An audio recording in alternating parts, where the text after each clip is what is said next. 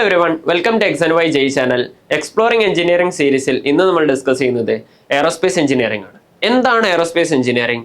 ഏതൊക്കെ കോളേജസ് ആണ് aerospace engineering provide ചെയ്യുന്നത്? ആരൊക്കെയാണ് എയറോസ്പേസിംഗ് ചൂസ് ചെയ്യേണ്ടത്? എന്തൊക്കെയാണ് എയറോസ്പേസ് എഞ്ചിനീയറിംഗിൽ പഠിക്കുക? പഠിച്ചു കഴിഞ്ഞാൽ എവിടേക്കാണ് ജോലി കിട്ടുക? എന്താണ് സാലറി പാക്കേജ് കിട്ടുക? ഇതൊക്കെയാണ് ഇന്ന് നമ്മൾ ഡിസ്കസ് ചെയ്യുന്നത്. So let's get started. എന്താണ് aerospace engineering? Aerospace engineering is the primary field of engineering concerned with the development of aircraft and spacecraft. അപ്പോൾ എയർക്രാഫ്റ്റ് എന്ന് പറയുന്നത് നമ്മുടെ എയറോപ്ലെയിൻസ്, ഹെലികോപ്റ്റർ എല്ലാം വരും. അതേപോലെ സ്പേസ് ക്രാഫ്റ്റിൽ വരുന്ന നമ്മുടെ ലോഞ്ചിങ് വെഹിക്കിൾസ്, സാറ്റലൈറ്റ്സ്, അങ്ങനത്തെ എല്ലാ കാര്യങ്ങളും, റോക്കറ്റ്സ് എല്ലാം ഇതിൽ സ്പേസ് ക്രാഫ്റ്റിലാണ് വരിക. അപ്പോൾ അതിൻ്റെ ഡെവലപ്മെൻറ്റ്, ഓക്കെ, അതിൻ്റെ റിലേറ്റഡ് ആയിട്ട് എഞ്ചിനീയറിംഗ് കാര്യങ്ങൾ ആണെന്ത് എയറോസ്പേസ് എഞ്ചിനീയറിംഗ് പഠിക്കാം. അപ്പോൾ എയറോസ്പേസ് എന്ന വാക്കിൽ തന്നെ ഉണ്ട്, എയറോ ആൻഡ് സ്പേസ് ആണ്. ഓക്കെ, അത് രണ്ടും കൂടിയാണ്. അപ്പോൾ പലർക്കും ഡൗട്ട് വരും, so what is aeronautical? Aeronautical actually എയറോസ്പേസിൻ്റെ ഒരു ഡിവിഷനാണ്. ഓക്കെ, എയറോസ്പേസിൻ്റെ രണ്ട് ഡിവിഷനാണ്, ഒന്ന് എയറോനോട്ടിക്കലും ആസ്ട്രോനോട്ടിക്കലും. അതിൽ എയറോനോട്ടിക്കലും ബേസിക്കലി എയർക്രാഫ്റ്റ് റിലേറ്റഡ് ആയിട്ടാണ്, സ്പെഷ്യലൈസ്ഡ് ആയിട്ടാണ്. അതേപോലെ ആസ്ട്രോനോട്ടിക്കലിൽ കൂടുതലും സ്പേസ് ക്രാഫ്റ്റ് റിലേറ്റഡ് ആയിട്ടാണ് വരിക. അതാണ് ആ രണ്ട് ഡിവിഷൻ. അപ്പോൾ ഇത് രണ്ടും കൂടി കൂടിയിട്ടാണ് എയറോസ്പേസ് എന്ന ബ്രാഞ്ച് വരുന്നത്. അപ്പോൾ എയറോസ്പേസ് പഠിക്കുന്ന ഒരു വ്യക്തി ഇത് രണ്ടും പഠിക്കും. Okay, but at the same time aeronautical പഠിക്കുന്ന ആൾ എയർക്രാഫ്റ്റിനെ റിലേറ്റഡ് ആയിട്ടേ പഠിക്കുള്ളൂ. അതുപോലെ ആസ്ട്രോനോട്ടിക്കലായിട്ട് പഠിക്കുന്ന ആൾക്കാർ അത് റിലേറ്റഡ് ആയിട്ട് പഠിക്കുള്ളൂ. നമ്മുടെ നാട്ടിൽ എയറോനോട്ടിക്കൽ ബിടെക് വേറെ തന്നെയുണ്ട്, എയറോസ്പേസ് അല്ലാതെ തന്നെ. ബട്ട് ആസ്ട്രോനോട്ടിക്കൽ അങ്ങനെ ബിടെക് കുറവാണ്. ആസ്ട്രോനോട്ടിക്കൽ സ്പേസ് എഞ്ചിനീയറിംഗ് ഒക്കെ പറയും, വളരെ കുറവാണ്. കൂടുതലും ഇത് സ്പെഷ്യലൈസേഷൻ ആണ്, എംടെക് കോഴ്സുകളായിട്ടാണ് ഇത് വരുന്നത്. സ്പേസ് എഞ്ചിനീയറിംഗ്, ആസ്ട്രോനോട്ടിക്കലൊക്കെ കൂടുതൽ വരുന്നത്. ഓക്കെ, ഇനി എന്തൊക്കെയാണ് ഈ കോഴ്സിൽ പഠിക്കുന്നത്? എയറോഡൈനാമിക്സ് എല്ലാവർക്കും അറിയുന്ന കാര്യമാണ്. സപ്പോസ് ഒരു ഓട്ടോമൊബൈൽ അല്ലെങ്കിൽ ഒരു എയർക്രാഫ്റ്റ് എന്താവട്ടോ, ഭൂമി കൂടെ പോകുന്ന വെഹിക്കിളാവാം, എയർ കൂടെ പോകുന്നതാവാം, അതിന് എന്തായാലും എയറായിട്ടൊരു ഇൻട്രാക്ഷൻ ഉണ്ടാവും. അപ്പോൾ ആ നേരത്തെ എയർ എങ്ങനെ ബിഹേവ് ചെയ്യുന്നു പഠിക്കുന്നതാണ് എയറോഡൈനാമിക്സ്. പിന്നെ എയർക്രാഫ്റ്റ് സ്ട്രക്ചേഴ്സ് ആൻഡ് മെറ്റീരിയൽസ്. അപ്പോൾ ഒരു എയർക്രാഫ്റ്റ് ഉണ്ടാക്കണമെങ്കിൽ അതിന് പലതരം മെറ്റീരിയൽസ് ഉപയോഗിക്കും, depending on the purpose of the aircraft. അതേപോലെ അതിൻ്റെ സ്ട്രക്ചറും ഡിപ്പെൻഡ് ചെയ്യും. ഫൈറ്റർ ജെറ്റിൻ്റെ സ്ട്രക്ചർ ആവണം, അല്ല എന്ത് നോർമൽ കൊമേഴ്ഷ്യൽ പ്ലെയിൻസിൻ്റെ സ്ട്രക്ചർ. അപ്പോൾ അതൊക്കെയാണ് ഇതിന് പഠിക്കാം. പിന്നെ പ്രൊപ്പൽഷൻ സിസ്റ്റം, പ്രൊപ്പൽഷൻ ഉണ്ടാവണം, ത്രസ്റ്റ് പ്രൊവൈഡ് ചെയ്യേണ്ടത്. ഒരു എയർക്രാഫ്റ്റിന് അല്ലെങ്കിൽ സ്പേസ് ക്രാഫ്റ്റിന് ത്രസ്റ്റ് പ്രൊവൈഡ് ചെയ്യണം. ഇപ്പോൾ എയർക്രാഫ്റ്റ് ആണെങ്കിൽ നമ്മൾ ഗ്യാസ് അല്ലെങ്കിൽ ലിക്വിഡ് ത്രസ്റ്റ് പ്രൊവൈഡ് ചെയ്യും, അല്ലെങ്കിൽ ഇലക്ട്രിക് ത്രസ്റ്റ് പ്രൊവൈഡ് ചെയ്യും, പ്രൊപ്പൽഷൻ പ്രൊവൈഡ് ചെയ്യും. അതേ ടൈമിൽ സ്പേസ് ക്രാഫ്റ്റ് ആണെങ്കിൽ നമ്മൾ സോളിഡ് സ്റ്റേറ്റ് മുതൽ ഗ്യാസ്, ലിക്വിഡ്, പല സ്റ്റേറ്റിലുള്ള പ്രൊപ്പൽഷൻ സിസ്റ്റം ഉണ്ട്, അതൊക്കെ നമ്മളിവിടെ പഠിക്കും. പിന്നെ ഫ്ലൈറ്റ് മെക്കാനിക്സ്, ഒരു ഫ്ലൈറ്റിൻ്റെ മൂവ്മെൻറ്റ് എങ്ങനെയാണ്. ഇപ്പോൾ ഒരു കൊമേഴ്ഷ്യൽ പ്ലെയിനിൻ്റെ മെക്കാനിക്സ് അല്ല എന്തുണ്ടാവും, ഒരു ഫൈറ്റർ ജെറ്റിൻ്റെയോ അല്ലെങ്കിൽ ഒരു മിസൈലിൻ്റെയോ മെക്കാനിക്സ് ആയിട്ട് വരിക, അത് ഇത്തിരി ഡിഫറൻസ് ആയിരിക്കും. അതിനെ കുറിച്ച് പഠിക്കുന്നതാണ് ഇത് ഫ്ലൈറ്റ് മെക്കാനിക്സ്. പിന്നെ space craft design, space craft എന്ന് പറയുന്നത് റോക്കറ്റ്, സാറ്റലൈറ്റ്സ്, അതൊക്കെ അതിൽ വരുന്നതാണ്, ലോഞ്ചിങ് വെഹിക്കിൾസ്, അതിൻ്റെ ഡിസൈൻ പഠിക്കും. പിന്നെ സാറ്റലൈറ്റ് ടെക്നോളജി, എന്താണ് സാറ്റലൈറ്റ്, എങ്ങനെയാണ് അതിൻ്റെ യൂസ്ഫുൾ, അതിൻ്റെ എങ്ങനെയാണ് അത് സൊസൈറ്റിക്ക് യൂസ്ഫുൾ ആവണം, അല്ലെങ്കിൽ ഒരു കൺട്രിക്ക് യൂസ്ഫുൾ ആവണത്, എന്തൊക്കെ റിസർച്ച് കാര്യങ്ങൾ ഒരു സാറ്റലൈറ്റ് വെച്ച് കണ്ടുപിടിക്കാം. അതേപോലെ എങ്ങനെയാണ് ഒരു സാറ്റലൈറ്റ് ഉണ്ടാക്കേണ്ടത്, സച്ച് ദാറ്റ് അവിടെ ഇപ്പോൾ സ്പേസിലൊക്കെ പല റേഡിയേഷൻസും പല അനോമലീസും ഉണ്ടാവും. അപ്പോൾ അതിനൊക്കെ എങ്ങനെ സർവേ ചെയ്യണ ഒരു സാറ്റലൈറ്റ് എങ്ങനെ ഉണ്ടാക്കാം എന്നൊക്കെ സാറ്റലൈറ്റ് ടെക്നോളജി പഠിക്കും. പിന്നെ കൺട്രോൾ തിയറി ഞാൻ സിമ്പിളാക്കി പറഞ്ഞാൽ, ഒരു എയർക്രാഫ്റ്റ് ഉണ്ടെങ്കിൽ അതിന് ഒരു ഓട്ടോ പൈലറ്റ് സിസ്റ്റം ഉണ്ടാവും. അപ്പോൾ ഓട്ടോ പൈലറ്റ് സിസ്റ്റത്തിന് പല ഡാറ്റാസ് ഫീഡ്ബാക്ക് ആയിട്ട് കിട്ടും.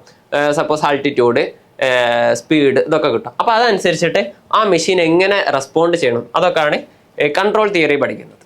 ഓക്കെ, ഇനി ഇന്ത്യയിൽ എവിടെയൊക്കെ എയറോസ്പേസ് എഞ്ചിനീയറിംഗ് പഠിക്കാമെന്ന് നോക്കാം. അപ്പോൾ ഇവിടെ ഒരു പിക്ചർ കാണാം. ഓക്കെ, ഒരു സാറ്റലൈറ്റ് ഇമേജ് ആണ്. ഇവിടെ നിങ്ങൾ റൺവേ കാണാം, എയർ സ്ട്രിപ്പ് എന്ന് വിളിക്കും. ഇത് ആക്ച്വലി ഒരു ക്യാമ്പസ്, ഇന്ത്യയിൽ എയറോസ്പേസ് എഞ്ചിനീയറിംഗ് പ്രൊവൈഡ് ചെയ്യുന്ന ഒരു ക്യാമ്പസിൻ്റെ ഫെസിലിറ്റിയാണ്. ഓക്കെ, അവർക്ക് സ്വന്തമായിട്ട് റൺവേ ഉണ്ട്, ഒരു ഹാങ്ങർ ഉണ്ട്, കൂടാതെ 5 എയർക്രാഫ്റ്റ് ഉണ്ട്. ഓക്കെ, ഒരു 2 ഗ്ലൈഡേഴ്സ് ആണ്, ഒരു സെസ്ന ഉണ്ട്, അതേപോലെ 2 പൈപ്പർ എയർക്രാഫ്റ്റും ഉണ്ട്. അങ്ങനെ ടോട്ടൽ 5 എയർക്രാഫ്റ്റ് ഉണ്ട്. നമുക്ക് ഇത്രയും ഫെസിലിറ്റി ഉള്ള എയർക്രാഫ്റ്റ്. അപ്പോൾ നിങ്ങൾ ചോദിക്കും ഇത് എന്തിനായിരിക്കും, ഇവിടെ പൈലറ്റ് ട്രെയിനിങ് ആണോ ചോദിക്കും. അല്ല, ആക്ച്വലി ഇത് ഇവർക്ക് എന്തിനാണ്, ഇവർക്ക് എയറോസ്പേസ് എഞ്ചിനീയറിംഗിൻ്റെ റിസർച്ച് ഒക്കെ നടത്താൻ വേണ്ടിയിട്ടുള്ള ഫെസിലിറ്റിയാണ് ഇതൊക്കെ, ഈ റൺവേയും എല്ലാം. ഇന്ത്യയിൽ ആകെ ഒറ്റ ഇൻസ്റ്റിറ്റ്യൂട്ടിന് മാത്രമേ ഉള്ളൂ, എയറോസ്പേസ് എഞ്ചിനീയറിംഗ് ഇൻസ്റ്റിറ്റ്യൂട്ടിന് ഒറ്റൊന്നിന് മാത്രമേ ഉള്ളൂ എന്ത് സ്വന്തമായിട്ട് റൺവേ ഉള്ളത് ക്യാമ്പസിൽ. ഇവിടെ വന്നിട്ടാണ് ബാക്കിയുള്ള പല ഇൻസ്റ്റിറ്റ്യൂട്ട്സും വന്നിട്ട് അവരെ സ്റ്റുഡൻസിന് പല കാര്യങ്ങളും പഠിപ്പിക്കുന്ന, അവരെ ലാബും ഇതൊക്കെ ചെയ്യുന്നതൊക്കെ ഇവിടെ വന്നിട്ടാണ്. ഓക്കെ, സോ ഇത് ഏതാണ് ഇൻസ്റ്റിറ്റ്യൂട്ട് എന്ന് നിങ്ങൾ താഴെ കമൻറ്റിൽ പറയാം. ഓക്കെ, ഞാൻ ഇവിടെ പറയില്ല. സോ നമുക്ക് ഇന്ത്യയിലെ ഇൻസ്റ്റിറ്റ്യൂട്ട്സ് ഏതൊക്കെ നോക്കാം. ഇന്ത്യയിൽ 4 IITs ആണ് എയറോസ്പേസ് എഞ്ചിനീയറിംഗ് പ്രൊവൈഡ് ചെയ്യുന്നത്. ഒരു NIT എയറോസ്പേസ് എഞ്ചിനീയറിംഗ് പ്രൊവൈഡ് ചെയ്യുന്നില്ല. അപ്പോൾ 4 IITs ഏതാ? IIT ബോംബെ ആണ്, ഓക്കെ, ഫേമസ് ആയ IIT ആണ്. പിന്നെ IIT കാൺപൂർ ഉത്തർപ്രദേശിലുള്ള, IIT Madras Tamil Nadu, IIT Kharagpur West Bengal. Okay, ഈ 4 IIT മാത്രമേ ഉള്ളൂ എയറോസ്പേസ് എഞ്ചിനീയറിംഗ്. അപ്പം എയറോസ്പേസ് എഞ്ചിനീയേഴ്സ് എല്ലാ IITയിലും ഇല്ലാത്ത ഒരു കാരണം എന്താണെന്ന് വെച്ചാൽ ഇന്ത്യയിലും ഓവറോൾ എല്ലാ സ്ഥലത്തും എയറോസ്പേസ് എഞ്ചിനീയറിംഗ് കമ്പനീസ് കുറവാണ് compared to IT or mechanical companies. Okay, അതാണ് ഒരു കാരണം. പിന്നെ NITന്റെ സെയിം ലെവലിൽ നിൽക്കുന്ന ഒരു ഇൻസ്റ്റിറ്റ്യൂട്ടാണ് IIEST. ഓക്കെ, അവിടെ മാത്രമാണ് എന്തുള്ളത്? എയറോസ്പേസ് എഞ്ചിനീയറിംഗ് ഉള്ളത്. ഇനി പ്രൈവറ്റ് കോളേജസ് നോക്കുകയാണെങ്കിൽ ചണ്ഡീഗഡ് യൂണിവേഴ്സിറ്റിയിലും LPUലും എയറോസ്പേസ് എഞ്ചിനീയറിംഗ് പ്രൊവൈഡ് ചെയ്യുന്നത്. വേറെയും കുറേ കോളേജസ് എയറോസ്പേസ് എഞ്ചിനീയറിംഗ് പ്രൊവൈഡ് ചെയ്യുന്നുണ്ട്. അതേപോലെ എയറോനോട്ടിക്കലാണ് കൂടുതലും പ്രൊവൈഡ് ചെയ്യുന്നത്. ഇനി കേരളത്തിൽ നോക്കുകയാണെങ്കിൽ IIST മാത്രമേ ഉള്ളൂ എയറോസ്പേസ് എഞ്ചിനീയറിംഗ് പ്രൊവൈഡ് ചെയ്യുന്നത്. ബാക്കി കുറച്ച് കോളേജസ് എയറോനോട്ടിക്കലാണ് പ്രൊവൈഡ് ചെയ്യുന്നത്. സോ IIST നിങ്ങൾ എല്ലാവർക്കും വരാം. ISROന്റെ സ്വന്തം ഇൻസ്റ്റിറ്റ്യൂട്ടാണ്, Indian Institute of Space Science Technology. ഞാൻ റെക്കമെൻഡ് ചെയ്യുകയാണെങ്കിൽ IISTയും അതല്ലെങ്കിൽ IIT ബോംബെയോ ഈ 4 IITസിൽ വന്ന് എയറോസ്പേസ് എഞ്ചിനീയറിംഗ് പഠിക്കാം. ഓക്കെ, നിങ്ങളുടെ BTech ഇവിടെ നിന്ന് പഠിക്കാം. എന്നിട്ട് എന്താക്കുക, ഹയർ സ്റ്റഡീസിന് വേണ്ടിയിട്ട് അബ്രോഡ് പോവാം. ഓക്കെ, ഇനി ഏതൊക്കെ ഇൻഡസ്ട്രീസ് ആണുള്ളത്? ഇൻഡസ്ട്രീസിൽ എയർക്രാഫ്റ്റ് മാനുഫാക്ചറിങ് കമ്പനീസ്, നമ്മുടെ ബോയിങ്, എയർബസ് പോലുള്ള companies, space research organisation, ISRO, NASA പോലുള്ള ഓർഗനൈസേഷനിൽ, അതേപോലെ ഡിഫൻസ് സർവീസ്, നമ്മുടെ ഇന്ത്യൻ എയർഫോഴ്സ്, DRDO ഒക്കെ അതിൽ വരും. UAV unmanned aerial vehicles. UAV എന്ന് പറയുന്നത് നിങ്ങൾ അറിയുന്ന പേരാണ് ഡ്രോൺസ്. ഓക്കെ, ഡ്രോൺസിൻ്റെ ഒരു ഫോർമൽ നെയിമാണ് UAV. ഓക്കെ, ഈ ഡ്രോൺ എന്ന സെക്ടറാണ് എയറോസ്പേസ് എഞ്ചിനീയറിംഗിൽ ഏറ്റവും കൂടുതൽ വളർന്നുകൊണ്ടിരിക്കുന്ന ഗ്രോത്ത് ഉള്ള ഒരു സെക്ടറാണ്. ഓക്കെ, ഇപ്പോൾ പല സ്റ്റാർട്ടപ്സും ഡ്രോണിൽ നിന്ന് വരുന്നുണ്ട്. ഓക്കെ, ഡ്രോണിൽ വളരെ യൂട്ടിലിറ്റി ഉള്ള ഒരു ടെക്നോളജിയാണ് ഡ്രോൺ ടെക്നോളജി. അതേപോലെ ഓട്ടോമൊബൈൽ. അപ്പോൾ നിങ്ങൾ ചോദിക്കും ഓട്ടോമൊബൈൽ നിങ്ങൾക്ക് പഠിക്കാം. കാരണം ഓട്ടോമൊബൈലിൽ നമുക്ക് എയറോഡൈനാമിക്സിൻ്റെ ആവശ്യമുണ്ട്. ഈവൻ ഇൻക്ലൂഡിങ് റേസിംഗ് കാർ മുതൽ നോർമൽ യൂട്ടിലിറ്റി കാർസിൽ വരെ എയറോഡൈനാമിക്സ് വളരെ ഇമ്പോർട്ടൻ്റ് ആണ് ഫ്യൂൽ എഫിഷ്യൻസിക്ക് വേണ്ടിയിട്ട്. അപ്പം സാധാരണ മെക്കാനിക്കൽ എഞ്ചിനീയേഴ്സ് എയറോഡൈനാമിക്സ് അധികം സ്പെഷ്യലൈസ്ഡ് ആയിട്ടുണ്ടാവില്ല. ബട്ട് എയറോസ്പേസ് എഞ്ചിനീയേഴ്സ് എയറോഡൈനാമിക്സ് നല്ല രീതിയിൽ പഠിച്ച വ്യക്തികളായിരിക്കും. അതിൽ അത്യാവശ്യം സ്പെഷ്യലൈസേഷൻ നേടിയിട്ടുണ്ടാവും. അപ്പോൾ അവരാണ് എന്താക്കുക, ഇവരെ എംപ്ലോയ് ചെയ്യാം. ഓട്ടോമൊബൈൽ കമ്പനീസ് അവരുടെ കാർസിൻ്റെയും വെഹിക്കിൾസിൻ്റെ ഒക്കെ എയറോഡൈനാമിക്സ് ചെക്ക് ചെയ്യാം. അതേപോലെ കുറച്ച് എയർലൈൻസും പ്രിഫർ ചെയ്യാറുണ്ട് എയറോസ്പേസ് കാൻഡിഡേറ്റ്സിന്. അപ്പോൾ ഈ ഇൻഡസ്ട്രീസിലാണ് നിങ്ങൾക്ക് ജോലി കിട്ടാൻ സാധ്യത ഉള്ളത്. ഇനി കമ്പനീസ് നോക്കുകയാണെങ്കിൽ ഫേമസ് കമ്പനി എല്ലാവരോടും എയറോസ്പേസ് എഞ്ചിനീയേഴ്സിൻ്റെ ഡ്രീം കമ്പനിയായ എയർബസ്. ഓക്കെ, എയർബസ് ഇന്ത്യയിലും എയർബസിൻ്റെ ഒരു ഓഫീസൊക്കെ ഉണ്ട്. ഓക്കെ, ഇന്ത്യയിൽ കൂടുതലും എയർബസ് കൊടുക്കുന്ന ജോബ് ഓഫേഴ്സ് എങ്ങനെയാണെന്ന് വെച്ചാൽ കോഡിങ് റിലേറ്റഡ് ആണ്. ഓക്കെ, അപ്പോൾ എയറോസ്പേസ് പഠിച്ച ഒരാൾക്ക് ഒരു കോഡിങ് ആയിട്ടുള്ളൊരു സ്കില്ല് അവർ ഡെവലപ്പ് ചെയ്തിട്ടുണ്ടെങ്കിൽ എയർബസ് പോലുള്ള കമ്പനി ഇന്ത്യയിൽ തന്നെ കിട്ടും. ഓക്കെ, മാനുഫാക്ചറിങ് ഒക്കെ അവരുടേത് യൂറോപ്പ് കൺട്രീസിലാണ്. ഇനി ISRO ഡയറക്റ്റ് നിങ്ങൾക്ക് IISTയിൽ പഠിക്കുകയാണെങ്കിൽ ഡയറക്റ്റ് നിങ്ങൾക്ക് ISROയിൽ പ്ലേസ്മെന്റ് കിട്ടും. അതേപോലെ നാസ, പിന്നെ എംബ്രയർ, അതൊരു എയർബസ് പോലുള്ള പ്രൈവറ്റ് ജെറ്റ്സ് ഒക്കെ ഉണ്ടാക്കുന്ന ഒരു കമ്പനിയാണ്. ബൊംബാർഡിയർ, ഇത് ആക്ച്വലി വെറും ജെറ്റ്സും അതേപോലെ പ്ലെയിൻസ് ഒക്കെ ഉണ്ടാക്കുന്ന കമ്പനിയാണ്. അതേ ടൈമിൽ ഇത് മെട്രോ കോച്ചസ് ഒക്കെ ഉണ്ടാക്കുന്ന ഒരു കമ്പനിയാണ്. അപ്പോൾ അവിടെയൊക്കെ എന്താണ് എയറോഡൈനാമിക്സിൻ്റെയും അതിൻ്റെ ഒക്കെ യൂസ് അവിടെ വരുന്നുണ്ട്. അതുകൊണ്ടാണ് അവർ അത് ഉണ്ടാക്കുന്നത്. പിന്നെ HAL, ഹിന്ദുസ്ഥാൻ എയറോനോട്ടിക്സ് ലിമിറ്റഡ്, ഇവരാണ് നമ്മുടെ തേജസ് എയർക്രാഫ്റ്റ് ഫൈറ്റർ ജെറ്റ് ഒക്കെ ഉണ്ടാക്കിയത്. ഇന്ത്യൻ കമ്പനിയാണ്. പിന്നെ GE ജനറൽ ഇലക്ട്രിക് ഒരു മൾട്ടിനാഷണൽ കമ്പനിയാണ്. ഇവരാണ് വിമാനത്തിൻ്റെ എൻജിൻസ് ഉണ്ടാക്കുന്നത്. അപ്പോൾ ഈ എയർബസും ബോയിങ്ങും ഒക്കെ സ്വന്തമായിട്ട് അവർ വിമാനം ഉണ്ടാക്കി കഴിഞ്ഞാലും അവർ എൻജിന് പ്രൊവൈഡ് ചെയ്യില്ല. എൻജിൻ ഉണ്ടാക്കുന്ന കമ്പനിയാണ് GE റോൾസ് റോയ്സ്. ഓക്കെ, അപ്പോൾ റോൾസ് റോയ്സ് നിങ്ങൾ ആകെ കേട്ടിട്ടുണ്ടാവുക കാർ ഉണ്ടാക്കുന്നതാണ്. പക്ഷെ ആക്ച്വലി അവർ എൻജിൻ ഉണ്ടാക്കുന്നതിലും അവർ ടോപ്പാണ്. എയർക്രാഫ്റ്റ് എഞ്ചിനീയർ ഉണ്ടാക്കുന്നതിൽ ടോപ്പാണ്. അപ്പം നിങ്ങൾ പ്രൊപ്പൽഷൻ സിസ്റ്റത്തിൽ MTech ഒക്കെ എടുത്തിട്ടുണ്ടെങ്കിൽ, അതിൽ സ്പെഷ്യലൈസേഷൻ നേടിയിട്ടുണ്ടെങ്കിൽ നിങ്ങൾക്ക് GE അതേപോലെ റോൾസ് റോയ്സിൽ നിങ്ങൾക്ക് ജോലി കിട്ടാൻ സാധ്യതയുണ്ട്. അതേപോലെ DRDOൻ്റെ എയറോനോട്ടിക്കൽ ഡെവലപ്മെൻറ്റ് എസ്റ്റാബ്ലിഷ്മെൻറ്റ്, അത് ഒരു പബ്ലിക് സെക്ടറാണ്. അപ്പോൾ അവിടെ ജോലി കിട്ടാൻ സാധ്യതയുണ്ട്. നമ്മുടെ റിസർച്ച് ചെയ്തിൻ്റെ ഡിഫൻസിൻ്റെ റിസർച്ചാണ്. ഓക്കെ, അതിൻ്റെ ഓർഗനൈസേഷനാണ്. അതുപോലെ മഹീന്ദ്ര എയറോസ്പേസ് കുറച്ചുകൂടി ഡിഫൻസ് റിലേറ്റഡ് ആണ്.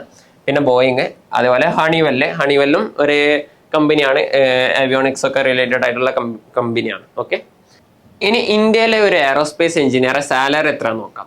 ഇപ്പോൾ അവറേജ് സാലറി എൻട്രി ലെവലിൽ ഓക്കെ സ്റ്റാർട്ടിംഗ് സാലറി വരുന്നത് 6 to 8 lakhs per annum ആണ്. അതേ ടൈം നിങ്ങളൊരു IIT ആണ്, IIT എയറോസ്പേസ് എഞ്ചിനീയറിംഗ് പഠിച്ച ഒരു വ്യക്തിയാണെങ്കിൽ 14 to 16 lakhs per annum വരെ കിട്ടും. പിന്നെ അത് കമ്പനി ടു കമ്പനി റിലേറ്റ് ചെയ്യും. ISROയിൽ പബ്ലിക് സെക്ടറിൽ നോക്കുകയാണെങ്കിൽ ISROയിൽ നമുക്ക് കിട്ടുക ഏകദേശം പെർ മന്ത് 76,000 ആ റേഞ്ചിൽ വരും, 80,000 ആ റേഞ്ചിൽ വരും. ഓക്കെ, ബട്ട് ഇൻ US നോക്കുകയാണെങ്കിൽ ടോപ്പ് 10 മോസ്റ്റ് പെയ്ഡ് ജോബ്സിൽ വരുന്ന ഒരു ജോലിയാണ് എന്ത്, എയറോസ്പേസ് എഞ്ചിനീയറിംഗ്. ബട്ട് ഇന്ത്യയിൽ അങ്ങനെയല്ല. അതിൻ്റെ ഒരു കാരണമുണ്ട്. ഇന്ത്യയിൽ ഞാൻ നേരത്തെ പറഞ്ഞല്ലോ എയറോസ്പേസ് എഞ്ചിനീയറിംഗ് കമ്പനീസ് വളരെ കുറവാണ്.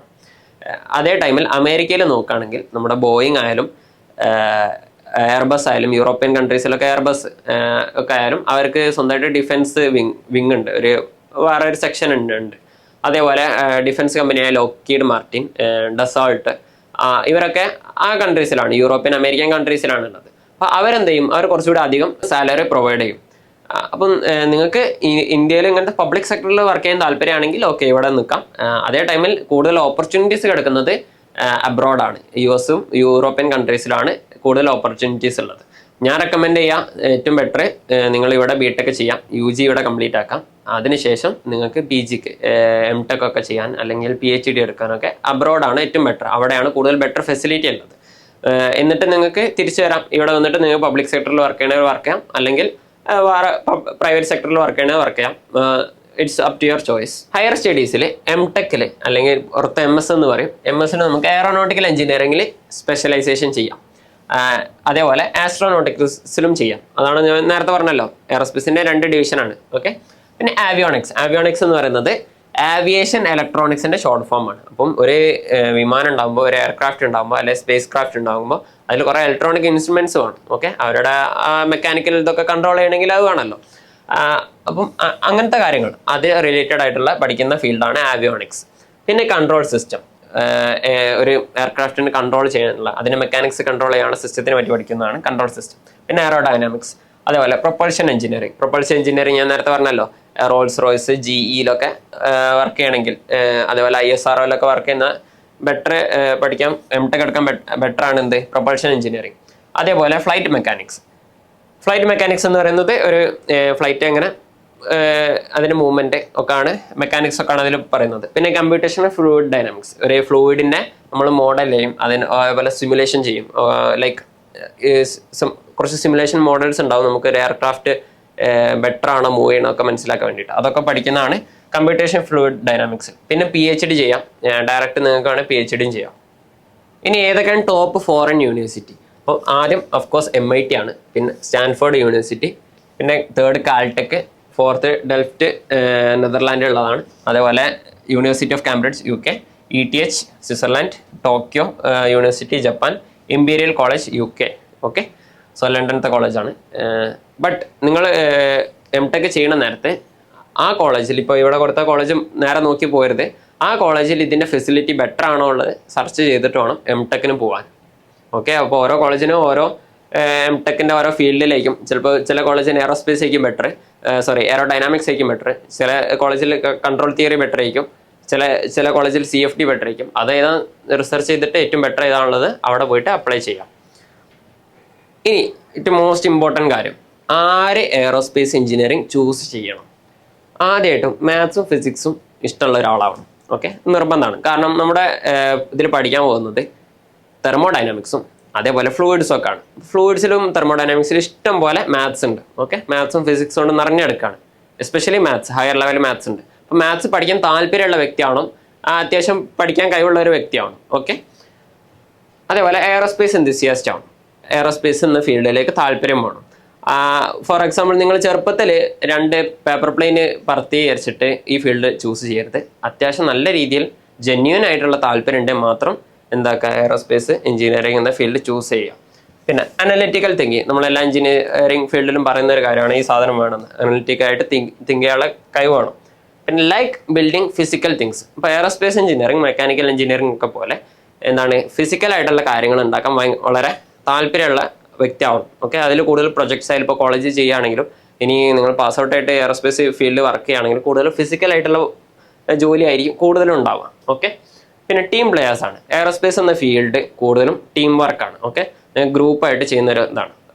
ഒരു വൺ മാൻ ഷോ അല്ല, അത് ആക്ച്വലി ഒരു ഗ്രൂപ്പ് ആക്ടിവിറ്റി ആണ്. സോ അങ്ങനത്തെ ഒരു ടീമായിട്ട് നിൽക്കാനുള്ള ഒരു കഴിവുള്ള ഒരു കമ്മ്യൂണിക്കേഷൻ ആയിട്ടുള്ള കഴിവുള്ള ഒരാളാവണം എയറോസ്പേസ് എഞ്ചിനീയറിംഗ് ഫീൽഡ് ചൂസ് ചെയ്യേണ്ടത്. അതുപോലെ willing to work in defence. Okay, അപ്പോൾ ഞാൻ ഇവിടെ ഉദ്ദേശിച്ചത് നിങ്ങൾക്ക് പല ഓപ്പർച്യൂണിറ്റീസ് ഉണ്ടാവും. ഇപ്പം എയറോസ്പേസ് എഞ്ചിനീയറിംഗ് പഠിച്ചാൽ മെയിനായിട്ട് വരുന്ന കമ്പനീസ് ഒന്ന് ഡിഫൻസ് റിലേറ്റഡ് ആയിരിക്കും, പിന്നെ എയർക്രാഫ്റ്റ് മാനുഫാക്ചറിങ് കമ്പനീസ് ആയിരിക്കും. ഇതിൽ തന്നെ എയർക്രാഫ്റ്റ് മാനുഫാക്ചറിങ് കമ്പനീസിൽ തന്നെ ഞാൻ പറഞ്ഞല്ലോ ഡിഫൻസിൻ്റെ ഒരു വിങ് ഉണ്ട്. ഇപ്പോൾ എയർബസും ബോയിങ് എടുക്കുകയാണെങ്കിൽ അവർക്ക് ഡിഫൻസ് എയർക്രാഫ്റ്റ് അവർ ഉണ്ടാക്കുന്നുണ്ട്. അപ്പോൾ നിങ്ങൾക്ക് അതിലേക്ക് പോകാൻ താല്പര്യമുള്ള വ്യക്തിയാണെങ്കിൽ നിങ്ങൾക്ക് ഓപ്പർച്യൂണിറ്റീസിൻ്റെ എണ്ണം കൂടുതലായിരിക്കും. അതേ ടൈമിൽ നിങ്ങൾക്ക് ഡിഫൻസ് പോകാൻ താല്പര്യമില്ലെങ്കിൽ നിങ്ങൾക്ക് ആ സെക്ഷൻ അവിടെ ക്ലോസ്ഡ് ആയിരിക്കും. അപ്പോൾ ഡിഫൻസ് ഇല്ല. പിന്നെ ബാക്കിയുള്ള നോർമൽ എയർക്രാഫ്റ്റ് മാനുഫാക്ചറിങ് അല്ലെങ്കിൽ നോർമൽ അക്കാഡമിയ റിസർച്ച് അങ്ങനത്തെ ഫീൽഡൊക്കെ ആണ് ഉണ്ടാവുക, ഓട്ടോമൊബൈലൊക്കെ ആണ് ഉണ്ടാവുക. അപ്പോൾ ഡിഫൻസ് നിങ്ങൾക്ക് താല്പര്യമുള്ള വ്യക്തിയാണെങ്കിൽ, നിർബന്ധമല്ല, ഒരു ഓപ്ഷണലാണ്, ഇറ്റ്സ് ബെറ്റർ. നിങ്ങൾ ഡിഫൻസ് താല്പര്യം ഉണ്ടെങ്കിൽ നിങ്ങൾ എന്താണ് കുറച്ചുകൂടി ഓപ്പർച്യൂണിറ്റീസ് വൈഡാണ്. ഓക്കെ, അപ്പോൾ ഈ ക്വാളിറ്റീസൊക്കെ ഉള്ള ഒരു വ്യക്തിയാണ് എയറോസ്പേസ് എഞ്ചിനീയറിംഗ് എന്ന ഫീൽഡ് ചൂസ് ചെയ്യേണ്ടത്. നിങ്ങൾക്ക് ഒരു എയറോസ്പേസ് എഞ്ചിനീയറിംഗിൻ്റെ ഒരു ഓവറോൾ ഒരു ഐഡിയ കിട്ടിയെന്ന് വിചാരിക്കുന്നു. എന്തെങ്കിലും ഉണ്ടെങ്കിൽ ഡൗട്ട് കമൻറ്റിൽ അറിയിക്കാം, ഞാൻ ആൻസർ ചെയ്യുന്നതാണ്. അതേപോലെ നമ്മുടെ ആ ഫോട്ടോയിൽ കാണിച്ച ഇൻസ്റ്റിറ്റ്യൂട്ട് ഏതാണുള്ളത് കമൻറ്റ് സെക്ഷനിൽ എഴുതാം. Okay, so by.